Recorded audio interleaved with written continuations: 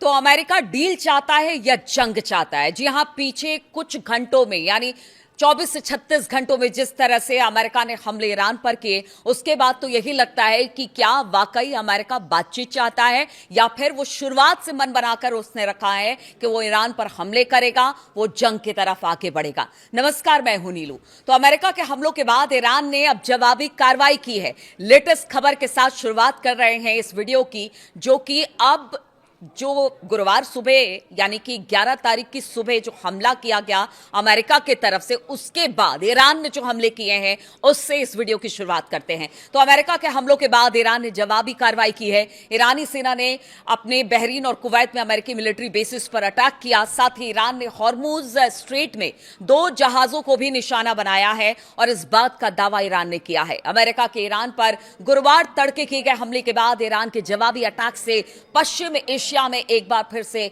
तनाव बढ़ता दिखाई दे रहा है। इसमें एक बार फिर पूरे क्षेत्र में युद्ध के लौटने का अंदेशा अब पैदा हो गया है और लोग इस आशंका में हैं कि इसके बाद होगा क्या ये युद्ध और ज्यादा बड़े पैमाने पर आगे बढ़ेगा।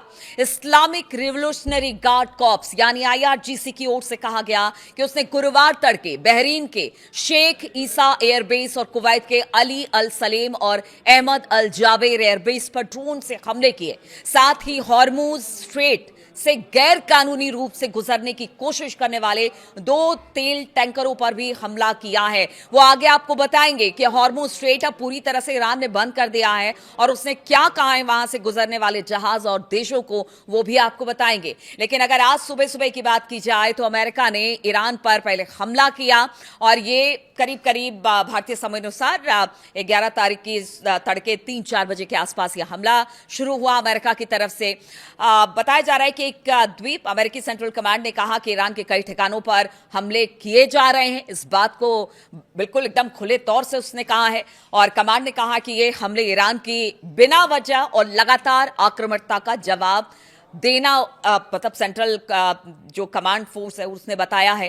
अमेरिकी सेना ने हमले का नया दौर डोनाल्ड ट्रंप की उस चेतावनी के बाद शुरू किया जिसमें उन्होंने कहा था कि रुकी हुई बातचीत के लिए तेहरान को कीमत चुकानी पड़ेगी। यानी पहले डोनाल्ड ट्रंप ने कहा था कि देखिए, बातचीत को लंबा खींचा जा रहा है ईरान की तरफ से। अगर ये बातचीत इसी तरह से लंबी खींची जाती है और ईरान किसी मुद्दे पर नहीं पहुंचता है तो फिर इसका खामियाजा ईरान को उठाना पड़ेगा। और डोनाल्ड ट्रंप की इसी धमकी के बाद जबरदस्त तरीके से अमेरिका की तरफ से ईरान पर हमले किए गए। दोनों ओर से बढ़ते हमलों से युद्ध खत्म होने की कोशिशों के पटरी से उतरने का खतरा पैदा हो गया है और पूरे मिडिल ईस्ट में इस वक्त तनाव की स्थिति है। अलग अलग देशों में जहां पर अमेरिकी बेसिस है वहां पर अब देखा जा रहा है कि किस तरह से हमले ईरान कर रहा है। लेकिन अगर सेंट्रल कमांड यानी अमेरिकी सेंट्रल कमांड की बात की जाए तो उसने सोशल मीडिया पर एक पोस्ट में कहा कि कमांड इन चीफ के निर्देश पर यूएस सेंट्रल कमांड की फोर्स ने आज शाम ईरान के कई ठिकानों पर अतिरिक्त आत्मरक्षा हमले शुरू किए हैं और यह हमले ईरान के बिना वजह और लगातार जारी आक्रामकता के जवाब में दिए जा रहे हैं। यानी अमेरिका का कहना है कि पहले उसने मारा, उसके बाद हमने उसका जवाब दिया है। लेकिन आप समझिए, एक हेलीकॉप्टर के गिरने के बाद जिसकी तस्दीक डोनाल्ड ट्रंप ने पहले यह कही थी कि हो सकता है कि किसी तरह से कोई खराबी आ गई हो, दोनों जो उसमें पायलट थे उनको बचा लिया गया, फिर अचानक ऐसा क्या हुआ कि उन्होंने हमला कर दिया ईरान पर। अब कह रहे हैं कि ईरान ने हमला किया और उसी का जवाब दिया जा रहा है। अमेरिकी हमलों के यह सिलसिला बहरीन, कुवैत और जॉर्डन में अमेरिकी सैनिक ठिकानों पर ईरानी हमलों के कुछ घंटे बाद शुरू हुआ। हमने देखा कि कल किस तरह से करीब 21-22 ठिकानों पर अमेरिका का हमला किया गया ईरान की तरफ से और इस हफ्ते ये तीसरी बार है जब एक दूसरे पर हमले ने 2 महीने के सीजफायर को की परीक्षा ली है। यानी ऐसा लगा कि अब खत्म कि तब खत्म, बातचीत खत्म, युद्ध शुरू। ये तीसरी बार है जबकि इतना बड़ा हमला एक दूसरे की तरफ अमेरिका और ईरान कर रहा है।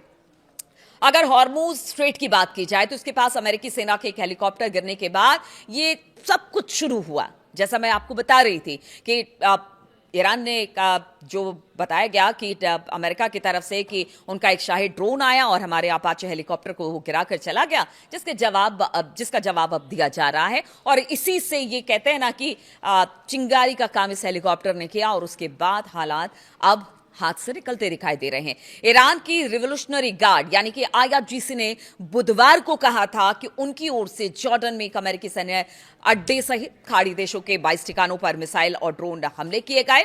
जिस तरह का दावा था वो तस्वीरें भी आई। ईरान ने इन हमलों को हॉर्मुज स्ट्रेट के आसपास अमेरिकी सैन्य हमलों के जवाब में कार्रवाई बताया। मतलब आप सोचिए कि अगर इस पूरे मामले को देखा जाए, जब तीसरी बार है कि सीजफायर बिल्कुल खतरे में आ गया है, तो एक अपाचे गिरता है अमेरिका का, अमेरिका ईरान पर हमले करता है, फिर उसके जवाब में ईरान अमेरिका के 22 ठिकानों पर हमला करता है। आज सुबह फिर बताया जाता है कि अमेरिका ने ईरान के कई शहरों पर हमला किया और उसके बाद कुछ देर के बाद ही ईरान ने भी बताया कि हमने भी कुछ कार्रवाई की है, हमने भी हमले किए हैं ईरानी एयरबेसेस पर और कुछ जो हॉर्मुज से गुजरने वाले जहाज थे उनको भी टारगेट किया। यानी पिछले 36 घंटे में ये 3-4 इंसिडेंट एक के बाद एक आया है, जिसके बाद स्थिति बहुत बदतर हो गई है। ईरान के खाड़ी देशों में अगर बात की जाए तो अमेरिकी हितों पर हमलों के बाद डोनाल्ड ट्रंप ने कड़ा रुख अपनाने का संकेत देते हुए तेहरान को धमकी दी थी, लेकिन कहां ईरान इस धमकी को मानने वाला है।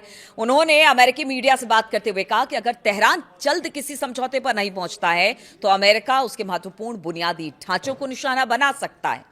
अब देखिए कि पहले भी ये बात कह चुके थे कि उनके बिजली प्लांट को निशाना बनाया जाएगा, उनके गैस सप्लाई पाइपलाइन को निशाना बनाया जाएगा, बहुत सारी बातें थी और एक बार फिर से उस बात को दोहराया कल ट्रंप ने। डोनाल्ड ट्रंप ने कहा कि ईरान ने समझौते के लिए बातचीत में बहुत अधिक समय गंवा दिया है, अब उसे इसकी कीमत चुकानी होगी। तो ये ट्रंप की 37वीं 38वीं पता नहीं कितनी धमकी है जो ईरान को मिल चुकी है, लेकिन ईरान है कि अपने हितों को लेकर, और उसका कहना है कि जिसमें ईरान का हित है उसको लेकर किसी तरह की कोई कॉम्प्रोमाइज नहीं की जाएगी, और इस वजह से ट्रंप बार बार इस तरह की धमकी दे रहे हैं।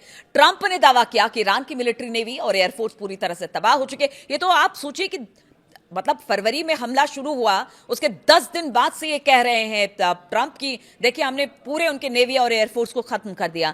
फिर आखिर कहां से इतनी ताकत ईरान जुटा रहा है कि आपके एयरबेसेस को निशाना बना रहा है? इस बात का भी जवाब ट्रंप को देना होगा कि आखिर क्या वजह है कि इस तरह से पूरी दुनिया को आपने युद्ध में झोंक रखा है और समय समय पर जब भी इस तरह से युद्ध की स्थिति बनती है तो उसके बाद पूरी दुनिया हिल जाती है।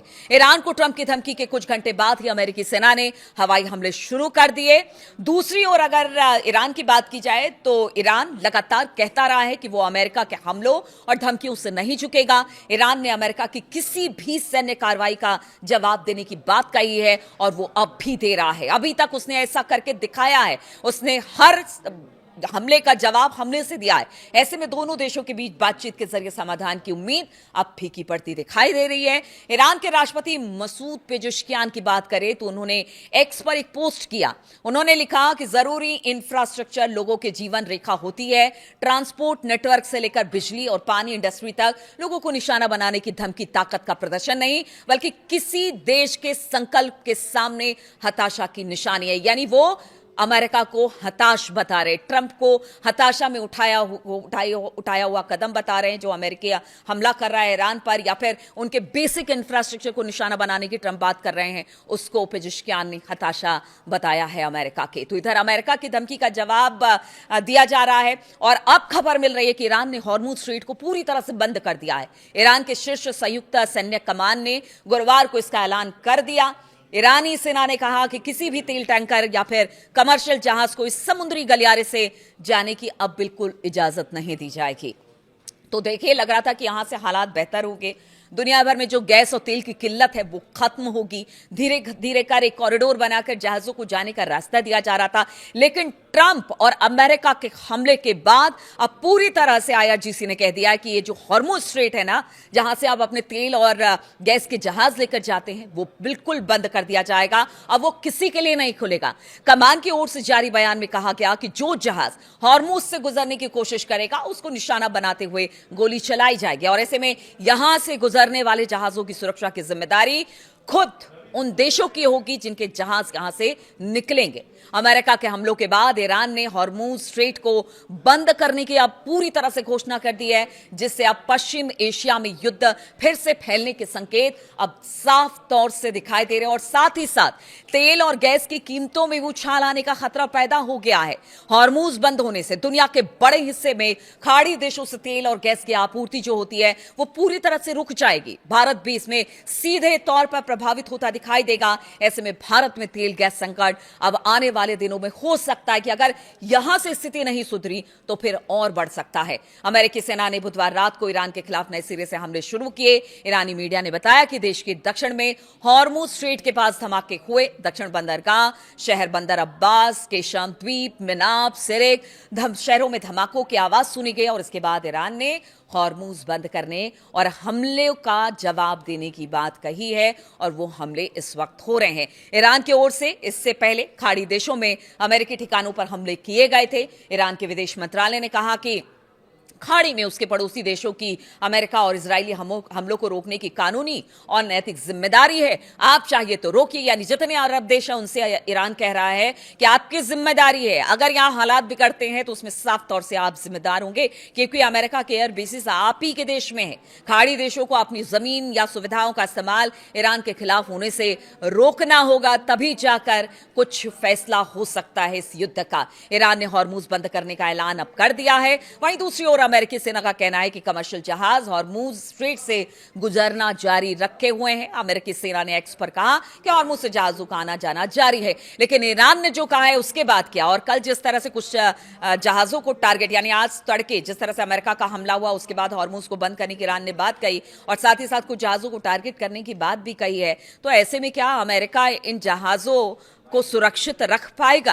क्या उनकी बात पर भरोसा करके बाकी देश अपने जहाज यहां से गुजार पाएंगे? लगता तो ऐसा कुछ नहीं है, भले अमेरिका दावा कितना भी कर ले, लेकिन स्थिति इस वक्त विकट है, विकराल है। इसलिए बार बार कहा जा रहा है कि क्या वाकई ट्रंप बातचीत चाहते हैं या जंग ही एकमात्र विकल्प अमेरिका के सामने है। वो सिर्फ समय को आगे बढ़ा रहे हैं।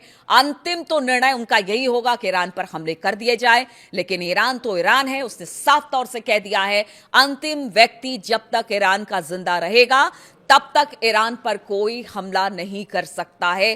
तब तक हम लड़ते रहेंगे। आप लड़िए हमसे, हम वो पूरी ताकत के साथ लड़ेंगे। हमारे साथ हमारी पूरी आवाम है, हमारे सारे लोग हैं। इसलिए अमेरिका को समझना होगा कि युद्ध रोकना है तो अपने तेवर को ढीले करे, बातचीत का रास्ता अख्तियार करे। ईरान लगातार कहता रहा है कि वो बातचीत के मंच पर बैठने को तैयार है, लेकिन बातचीत को बातचीत की तरह रखे। एक तरफ बातचीत और दूसरा तरफ हमला करके आप ईरान को खत्म नहीं कर सकते हैं। तो स्थिति इस वक्त पूरे मध्य पूर्व एशिया की बात की जाए, इन मिडिल ईस्ट की बात की जाए तो इस वक्त तनावपूर्ण बना हुआ है। अब देखना होगा कि हमले के जवाब में हमला शुरू हो चुका है, तो क्या अब ये धीरे धीरे युद्ध जो है वो आगे बढ़ता हुआ दिखाई देगा और यहां से स्थिति अगर बिगड़ती है तो पूरी दुनिया में इसका असर देखने को मिलेगा। बहुत बहुत शुक्रिया मेरे साथ इस वीडियो में शामिल होने के लिए। तब आप अपडेट्स लेकर मैं आपके सामने आती रहूंगी।